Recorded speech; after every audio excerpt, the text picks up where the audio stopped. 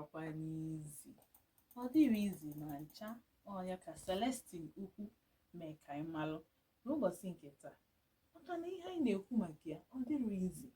Imagine ị nọ na relationship for 8 good years, ị nọchazi mgbe ị kwesịrị imezi ihe wedding, mee enjoy nwoke gị na ya nọ, lie uru dị na ya. Mma nke nwoke ya ba ahụ ka ọ yabaziri ahụ, asị na emewe test mee test kidney nke nwaanyị aka ya anụbata na nke mmịa bụrụ ofu ihe, bụrụ the same match.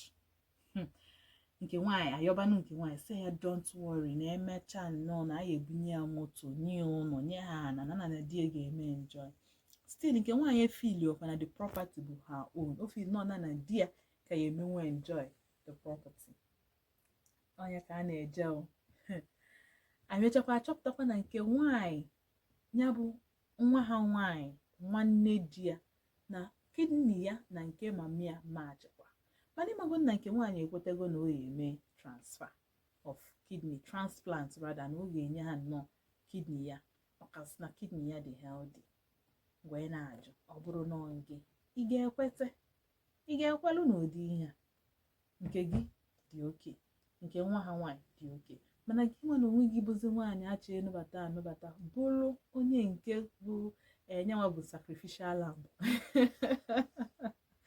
onye nke na o nwere ihe o ji kidney eme. Love egbuwe akwa gwa m si na people ndị mmadụ ite adị eme advice ọ kwefu onye nọ in love. Onye na-eje afụ a pastor ndị dadi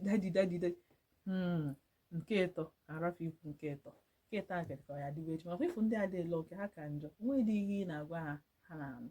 Because left for me, moto ị ga-ebunye m ana ị ga-enye m lekọni anụ dị chọrọ n'kidney obodo oyibo, ma ọ chọrọ onye ọzọ. Ndị donor kali onwe ndị nọ na hospital na-achọ onye ha ga-edonate eri kidney, wee bụrụ mụ nwa nnọọ unu ekwube plan unu izida na nwanne unu nwoke achọghị ịnụ m mazikwa m.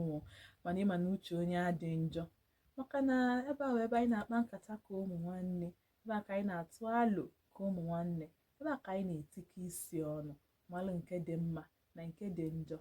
Ebe a ka anyị na-akpa nkata bara uru, were nke bụ uru mere ihe. Ịmago ndị ka o si adị n'azụ atụpụsị ọkpụ ewere uru azụ taa. Otu a ka anyị si eme ya ebe a. Ị ga-akpọ m jisi ike nnọọ ka anyị tinye ọnụ n'okwu ka ịgwa ma ọ bụ nọọ gị ị ga-ekwe, maka na ọ dịrọkwa izi o. Ya bụ ife a ga-amụ ife emere ya, maka afọ ụka eme ka afọ